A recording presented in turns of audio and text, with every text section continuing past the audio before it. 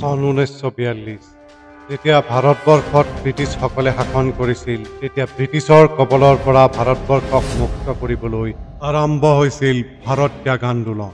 এই আন্দোলনৰ মূল মন্ত্ৰ আছিল কৰিম বা মৰিম। তাৰ এই এক অন্যতম নাম হ'ল কনকলতা। শ্ৰদ্ধাৰ ৰাইজ, আপোনালোক সকলোৱে জানে যে বৰ্তমান আমাৰ দেশ ভাৰতবৰ্ষ ব্ৰিটিছৰ শাসনত আছে আৰু এই ব্ৰিটিছে আমাৰ জনসাধাৰণৰ ওপৰত অমানৱীয়ভাৱে শোষণ চলাই আহিছে। কিন্তু আমি ইয়াৰ প্ৰত্যুত্তৰ দিবই লাগিব। যেনেকৈ হ'লেও ভাৰতবৰ্ষৰ পৰা ব্ৰিটিছক খেদি পঠিয়াবই লাগিব। আমাৰ দেশ ভাৰতবৰ্ষক ইংৰাজৰ কবলৰ পৰা মুক্ত কৰিবই লাগিব। ইতিমধ্যে সমগ্ৰ ভাৰতবৰ্ষতে মহাত্মা গান্ধীৰ নেতৃত্বত ভাৰত ত্যাগ আন্দোলন আৰম্ভ হৈছে আৰু এই আন্দোলনৰ মূল মন্ত্ৰ হৈছে কৰিম বা মৰিম। মহামানৱ মহাত্মা গান্ধীৰ নেতৃত্বত যি অহিংসা নীতিৰে স্বাধীনতা আন্দোলন আৰম্ভ কৰা হৈছে, এই আন্দোলনত অংশগ্ৰহণকাৰীসকলক দুটা ভাগত বিভক্ত কৰা হৈছে, শান্তি বাহিনী আৰু মৃত্যু বাহিনী। কোনে কি বাহিনীত যোগদান কৰিব ৰাইজ? মই মৃত্যু বাহিনীত। মই শান্তি বাহিনী। আমাৰ বহু আন্দোলনকাৰী সতীৰ্থক ব্ৰিটিছে দমন নীতিৰে গ্ৰেপ্তাৰ কৰি আহিছে, বিভিন্ন ধৰণৰ অত্যাচাৰ কৰি আহিছে। ইয়াৰ উত্তৰ আমি দিবই লাগিব। আমি ভাৰত স্বাধীন কৰাবই লাগিব। বন্দে মাতৰম! বন্দে মাতৰম! বন্দে মাতৰম! বন্দে মাতৰম! বন্দে মাতৰম! মান মাৰিবি, মাৰ, মান মাৰিবি।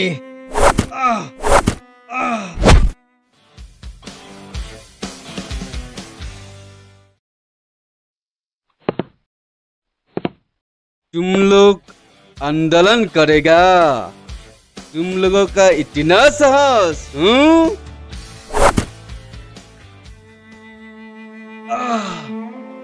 7 आदमी बराबर। পানী লাগে তোক, পানী লাগে তোক আজি মই।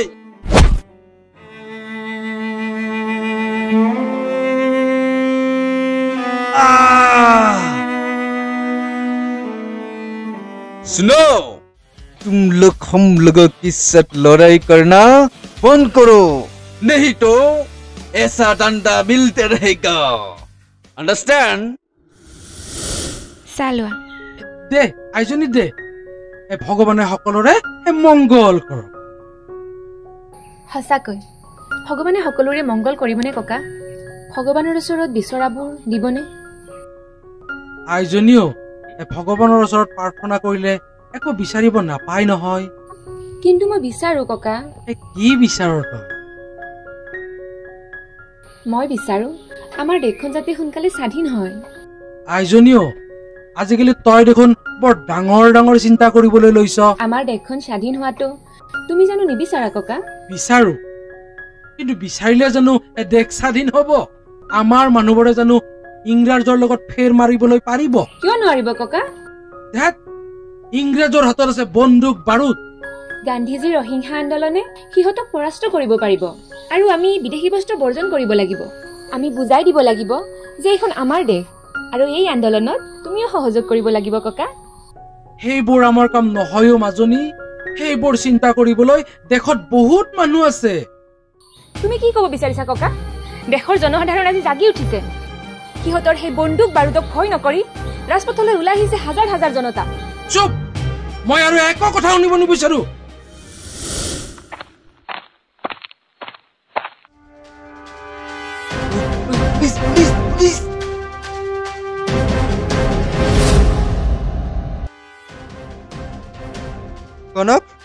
কনকলতা কোন? মুকুন্দ ককাই দেউ, কি হলনো? ইমান দৌৰা দৌৰি কৰি আহিছে যে? পুলিচে খেদিছে আমাক। তুমি অলপ সাৱধানে ফুৰিবা ককাই দেউ। কোন আহিছে? মুকুন্দ ককাই দেউ আহিছে ককা। কোন? মুকুন্দ মানে?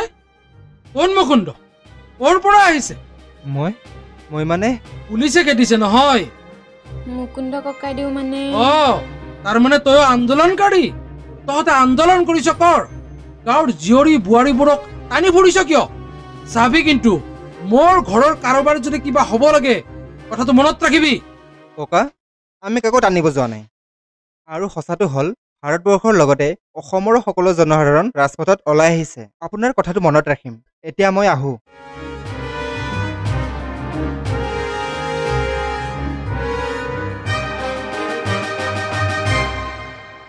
ৰাইজ, স্বাধীনতা আমাৰ কাম্য আমি স্বাধীন হ'বই লাগিব আমাক পৰাধীন কৰিবলৈ সিহঁতৰ অধিকাৰ নাই আমাৰ ওপৰত অত্যাচাৰ কৰিবলৈ সিহঁতে আইন নিজে নিজে বনাই লৈছে কিন্তু আমি সিহঁতক ভয় কৰি থাকিলে নহ'ব আমি ইহঁতক আমাক কৰা অমানৱ অত্যাচাৰৰ প্ৰত্যুত্তৰ দিবই লাগিব আমি দেশ স্বাধীনৰ স্বাৰ্থত সকলো ত্যাগ কৰি হ'লেও যুঁজ কৰিম আমাৰ মহিলা শক্তি কেতিয়াও পিছুৱাই নাথাকে আমি কেতিয়াও বিচাৰি নাহো আমাৰ যি মৃত্যু বাহিনী এই মৃত্যু বাহিনীয়ে যিকোনো সময়তে ইংৰাজৰ বিৰুদ্ধে মূৰ তুলি প্ৰতিবাদ কৰি আহিছে সেয়েহে আমি 20 ছেপ্টেম্বৰ তাৰিখে গহপুৰ থানাত পতাকা উৰুৱাম पकड़ लो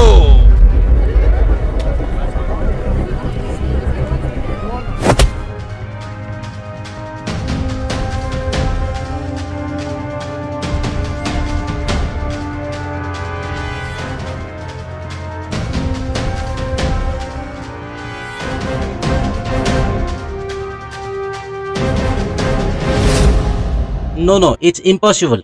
It's quite impossible. We should take this matter seriously. Yes, you are right. We should be serious about it. And I think you can trust your officer. May I come in, sir? Yes, come in. Thank you, sir. Mr. Mohan, क्या खबर लाए हो? खबर अच्छा नहीं है, sir. What are you talking?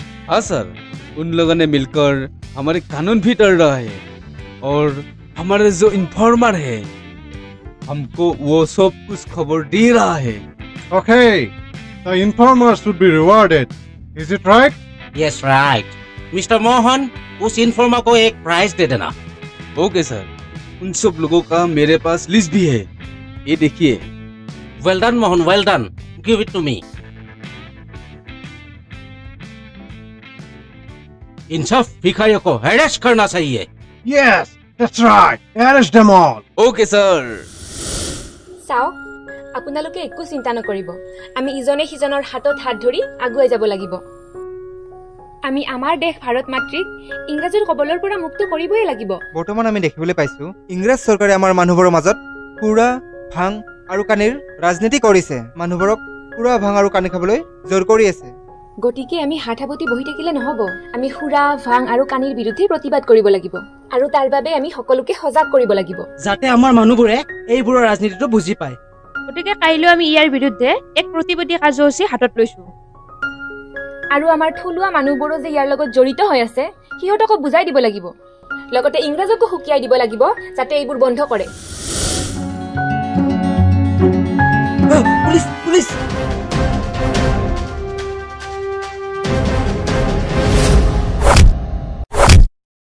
You bloody Assamese people! How dare you! Assam से हम लोगों को रिमूव करेगा, हाँ?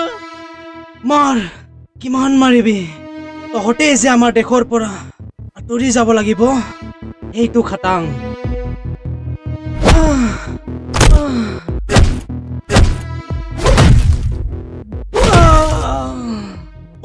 তহঁতৰ নেক্সট প্লেন কি? নকওঁ একো নকওঁ লাগিলে প্ৰাণ দিম नहीं बताएगा लेकिन बताना पड़ेगा तुम लोगों का क्या क्या प्लान है सब बताना पड़ेगा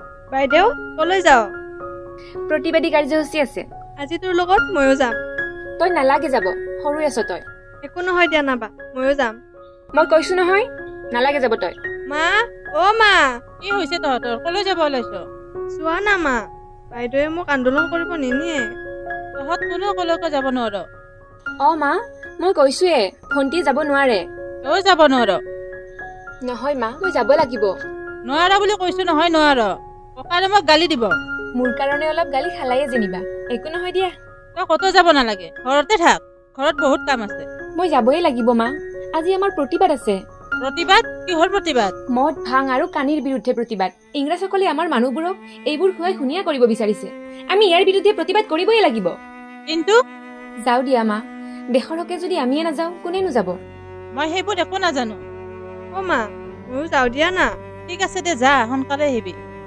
ঠিক আছে দে বল দেৰিয়ে হ'ল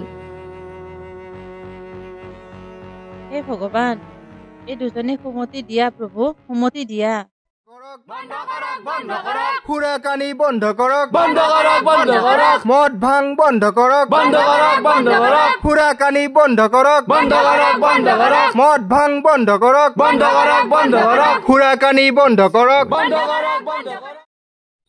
বুজিছো মা, কিন্তু আমাৰ দেশৰ পৰা ইংৰাজক খেদিবই লাগিব। তই বৰ কি কৈ আছ মাজনী? মানুহবোৰে যি কৰিবলৈ বিচাৰি আছে তাকেই কৈছো। কিন্তু তোক যে পুলিচে ধৰি লৈ যাব।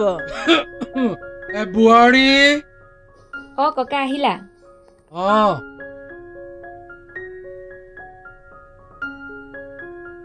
মাজনী শুনিবলৈ পাইছো গাঁৱৰ বাহিৰলৈ যাবই নোৱাৰ, চেকিং একদম। মই যে বজাৰলৈ গৈছিলো উভতি আহিলো নহয়, সিহঁতৰ পাল্লাতনো কোনে পৰিব?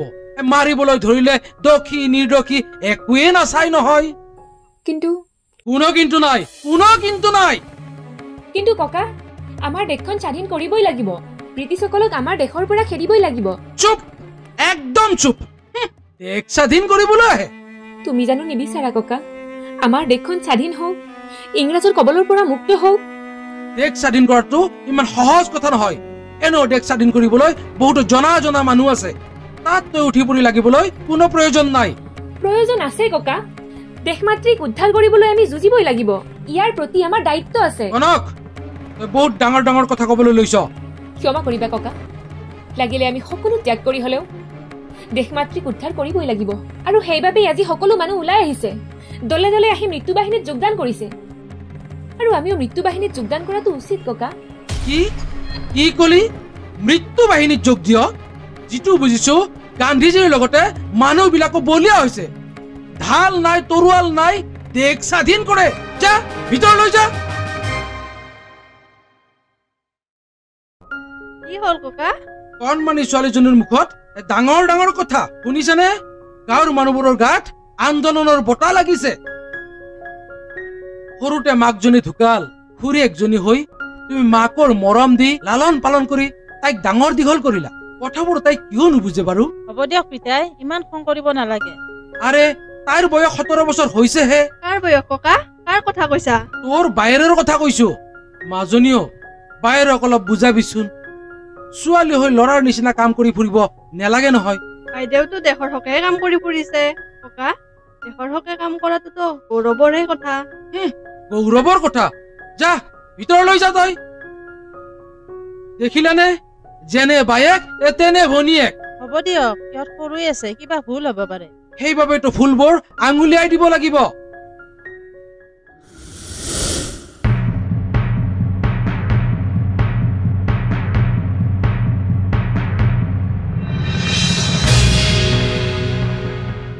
এতিয়া আমি গহপুৰ থানাত গৈ পতাকা উৰুৱাম। ময়ো ল'ম পতাকা। লোৱা।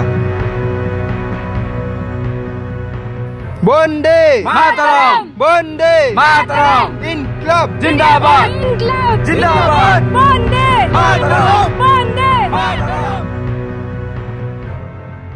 Vande Mataram. Stop! You bloody Assamese people! How dare you! আমি পতাকা উৰুৱামেই।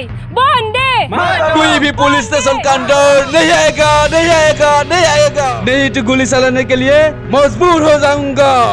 আমি পতাকা উৰুৱামে, আমাক কোনো বাধা দি ৰাখিব নোৱাৰে। কৰিম নাইবা মৰিম। বন্দে মাতৰম। सबको पकड़ के लाओ, एक भी बचना नहीं चाहिए। বন্দে हाय!